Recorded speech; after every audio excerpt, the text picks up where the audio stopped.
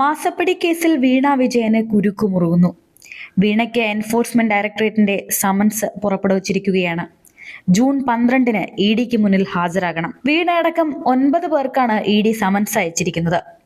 CMRL ഉദ്യോഗസ്ഥരടക്കം പട്ടികയിലുണ്ട്. അതിനോടൊപ്പം തന്നെ CMRL നിന്ന് വീണ വിജയന്റെ എക്സാലോജിക് സൊല്യൂഷൻ അക്കൗണ്ടിലേക്ക് എത്തിയ പണത്തിന്റെ ഉറവിടം കണ്ടെത്താനുള്ള അന്വേഷണം ഇഡി വിദേശത്തേക്ക് കൂടി വ്യാപിപ്പിച്ചിരിക്കുകയാണ്.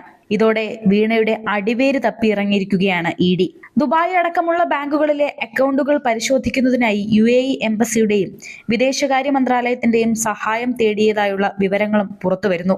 നേരത്തെ അന്വേഷണ ഏജൻസികളുടെ സമാന ശ്രമങ്ങൾ വിജയിച്ചില്ല എന്ന റിപ്പോർട്ടുകൾക്ക് പിന്നാലെയാണ് ഇഡിയുടെ ഈ മിന്നൽ നീക്കം ഉണ്ടായിരിക്കുന്നത്. വീണയും ശശിധരൻ കർത്തയുമായി ബന്ധപ്പെട്ട 7ഓളം ബാങ്ക് ലോക്കർ വിവരങ്ങൾ ഇഡി കണ്ടെത്തിയതായും സൂചനകൾ പുറത്തുവരുന്നുണ്ട്. ഇതിനു പിന്നാലെയാണ് വീണ വിജയനും CMRL MD Sasidharan Kartha, joint managing director Saran S Kartha, chief general manager K Suresh Kumar, CMRL ജീവനക്കാർ എന്നിവർക്ക് സമൻസ് അയച്ചിരിക്കുന്നത്.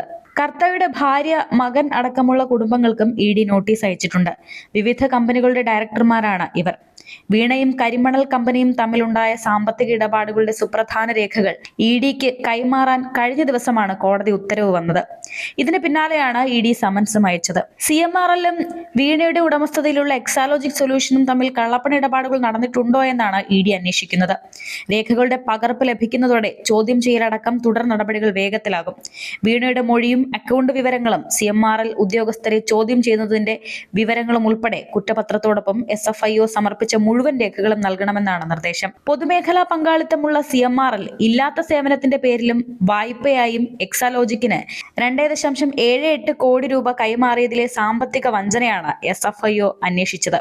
തുടർന്ന് 54 വാല്യങ്ങളായി സമർപ്പിച്ച അന്തിമ റിപ്പോർട്ടിലെ 134 സെറ്റ് രേഖകളാണ് ഇഡിക്ക് ലഭിക്കുക.